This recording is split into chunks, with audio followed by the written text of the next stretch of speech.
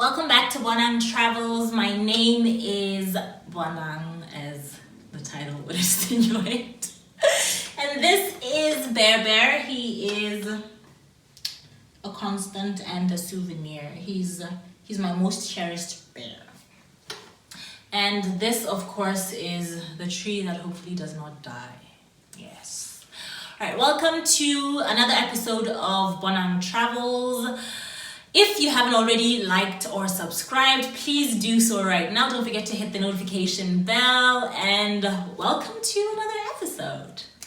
On this video of Bonang Travels, we are going to be looking at the differences between Doha, Qatar and Gaborone, Botswana. I had touched a bit on it on my last video, but in this video, I'm going to try and go into more details. However, if you haven't already watched the previous video, please feel free to pause and just go look at that video. The first major difference that I found between Botswana and Qatar would be the weather. Botswana is a semi-desert and it's quite dry. However, Doha is a desert, fully, and surprisingly humid, very, very humid. And I first didn't understand what they meant when they said the country was humid, but people with glasses are more familiar with the humidity, because as soon as you walk out of the aircraft, if you don't have like those little bridges that connect to the airport, you would normally have to walk onto a bus. So people who normally wear glasses, on that little walk to the bus, your glasses would fog up completely. So that is how you know that it is very, very humid. And it receives little to no rainfall. However, in Botswana, we have a rainy season. Our rainy season is from sort of like September, October. We experience some of our first rains, and we're going to receive some of our last rains, I don't know, right before winter. Sometimes it rains in winter, global warming, you know, life. So that is the first major difference. And temperatures in Doha are normally in the 40s. Temperatures in Botswana, if they're very high, they're in their 30s. So that temperature difference was, I was never ready. Your girl was never ready for the humidity, for the heat, for the no rain. I was never ready, but you know what? We move. The second most notable difference between the two countries, food.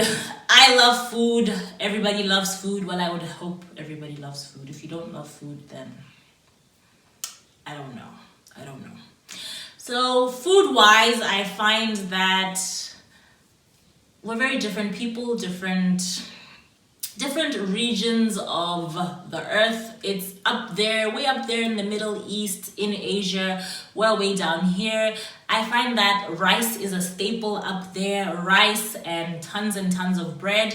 Whereas here, the food that are staples are what we call sorghum, mabele, paleche, meat. Yes, those are staples here, but up there it's quite different. You'd find that they have different dishes. They have what they call matchboos. It's like an Arabic version of biryani. That's the best way I can explain it. And then they have other dishes which are great. And I will share pictures of the dishes, but those are what I found to be the vast differences. There were some things that I wouldn't normally find in a grocery store, some things that if I came home, then I would have to pack with and go back to Doha.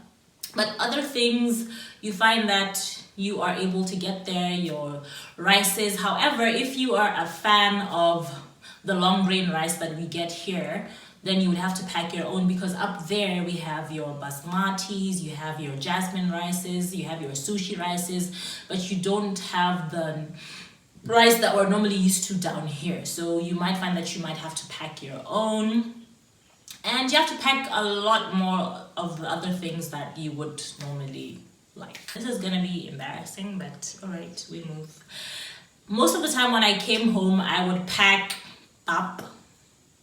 Weird, I know, but we move. I would pack pap. I would also pack tomato sauce and mayonnaise. Now, the reason why I would pack these two things is people will argue that you can always find a substitute, but they do not taste the same. Ketchup is not the same as old gold tomato sauce. Like, no matter how much you try to push ketchup onto me, it's not the same. It doesn't have the same consistency. So I would find that I packed those. Biltong, I packed a lot of biltong. I packed a lot of strawberry whirls. I remember I'd always ask my husband to bring me strawberry whirls. So yeah, that's what I packed most of the time. Another noticeable difference is the differences in the way people dress up there in Doha and in Gaborone. So I had previously mentioned in my previous video that with dress code, we're more relaxed, we're more Western. We wear pretty much, if you like it, you wear it. That is that.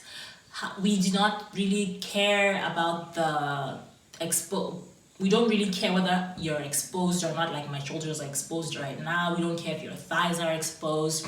However, when you move to a more conservative country, you find that it is the differences are that in that state, in Qatar, women are supposed to be more conservative. By more conservative, you cover your shoulders. You don't go out like this. You don't go out like this. You are to wear, if you're going to wear a skirt, it should be below your knees or lower. And if you're going to wear pants, well, pants are okay, but you can't wear like your short shorts, your bum shorts. You have to wear shorts that are at least at the knee. However, where there's a will, there is a way. If you want to go clubbing, then the fact that you are going to travel from your accommodation and you're going to have a taxi pick you up right in front, then you could probably dress like this.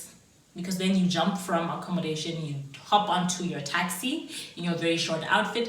Your taxi is going to deliver you at the club where you will get out and enjoy yourself. And then you're going to hop back on the taxi on your way back to your accommodation. So you haven't gone to any, let's say, public spaces where your dress code would be deemed indecent.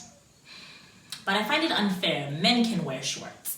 We need to touch on this some other time. But yes, those are the differences in dress code. Women are more conservative. They tend to wear long sleeves. They tend to wear long pants. They tend to wear loose-fitting clothing as opposed to more form-fitting clothing that we are used to, because we are used to wanting to show our curves or wanting to show our bum. So that is what I find to be another huge difference. And another more notable difference would be the differences in religion. So Doha, Qatar is an Islamic country, which means they follow Islamic law. Now, under Islamic law, you find that it is very conservative. It is very by the book. This is the way we do things. You need to learn the way in which they do things, because it is, after all, a different country, a different state. And as people say, when in Rome, you do as the Romans do. So when in Qatar, you do as the Qatari do. You dress appropriately. You just follow the law. You don't become a nuisance. You don't do anything illegal because you are in that state. And religion in Botswana is predominantly Christian, I would think, because we celebrate a lot of Christian holidays. So in Botswana, we tend to, Botswana is Christian because when you're sworn in, the president swears on the Bible. So I would believe that we are predominantly a Christian nation. However, both these countries have religious tolerance, which means you would find Christians in Qatar, you would find other religions, you'd find Hindus, you'd find Buddhists.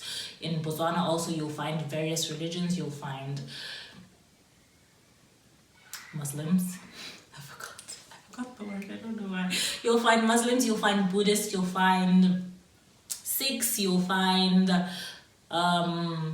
people who practice a traditional religion. So the two countries are very open and very tolerant of religion. It's just that there's always a religion that is predominant, that is prominent in that country. And the other differences that you'd find is that in Botswana, during Christmas time, it's a very festive time. There's Christmas decorations all over. There's Christmas trees. There's Christmas lights. You get like this feeling that, yeah, it's festive. We moved to Doha, Qatar. When we get to Qatar, first Christmas there, lights out. It's just, it's a normal day on Christmas, and it was a culture shock. I was shocked to say the least, because there were no Christmas lights, there were no fireworks, it was just normal. So yes, that is one other difference. And lastly, with the religion, you find that also because of the religion, the holy month of Ramadan in Doha is observed, and stores close in respect of that. And whereas here, during the holy month of Ramadan, everything's open all the time. So there you'd find that during that month, the stores kind of accommodate the people who are fasting, and I think that's pretty cool. The last difference that I'm going to mention is the nightlife, or the clubbing in Botswana versus clubbing in Qatar. Now, I will be honest, I'm not really one for clubbing, so I'm not the best person to ask about clubbing in Botswana, but I do know that there are times when it's quite popping. I think it's seasonal sometimes, but maybe it's picking up. I don't really go clubbing, but I do know that during the festive season, like I mentioned earlier, everything's popping. Like, everything is popping this side of the equator. However, in Doha, as a woman in Doha, first thing that you should be very aware of, it is quite safe. First thing that I will make known. And then second thing that I will make known, it is always ladies' night somewhere. Right? Monday, you look for a place, there's a place with ladies' night. Tuesday, there's a place with ladies' night. Wednesday, Thursday, Friday, Saturdays, ladies get in for free, guys have to pay. I don't know, but you know what? It's life. So most of the time, what guys would do is they would wait for a girl who's coming by herself to the club, and they'd be like, can I come in with you? Just so they don't have to pay. And then after he comes in, nigga ditches you. Life. But you know what? It's fine. No small talk, Nyana. No, how are you? What do you do in Doha? No, once he's in, he's gone. Goes to find his friends. But nightlife in Doha is very... There's something for everyone. If you prefer a certain type of music, there's probably going to be a club where you'd find that most Africans frequent. There's probably going to be a club where you find that they play a certain type of music. So it depends on what your preferences are, but you will most likely always find what suits you best. If you like electro, there's probably going to be a specific places where you know these are EDM clubs, these are what's the African genre called? I forget. These are the places where you normally hear, what's the word? Afrobeats. These are the places where you normally hear Afrobeats. These are the kind of places you can go to and request Sister Bettina, you know, things like that. And then I feel like the nightlife was quite great because women get free drinks, guys. I mean, I don't go out much, but I went out quite a few times, and most of the times when I did go out, I got free drinks, I got in for free, I got to see Soulja Boy for free. Like, it was popping, I won't lie. So I believe that the nightlife in Doha, it's not fair to compare it to the nightlife here because our nightlife is still up and coming, but I believe one day we will get to a point where it is also that diverse and that popping. However, right now, I believe that nightlife in Botswana is still great, but there is gang room for improvement. Yeah. That is it on nightlife. Oh, last one. Nightlife. When you go out to the club or anything, most clubs don't have like They don't have like you have to wear things that are long. You have to wear long sleeves. You can dress like I'm dressed right now to go to the club. You just have to ensure that some of them have like small little itty bitty rules, dress codes that you have to follow, but none of them are conservative to the point where you have to cover up. You'd find that there are certain things that are allowed, like maybe a club would say no jeans, so maybe you shouldn't wear jeans. So those are the only things that you might find are different, but that is that on nightlife. So if there is anything that you guys would like me to touch on with regards to differences between Doha, Qatar and Gaborone, Botswana, please do drop it in the comment section and I will try as much as possible to get back to whatever you guys comment. And that is it for today's video of the differences between Gaborone, Botswana and Doha, Qatar. Thank you so much for watching this video. Don't forget to give us a thumbs up, show your support. Also, don't forget to hit the subscribe button and turn on the notification bell. And thank you for tuning into this video. See you next week. Shukran.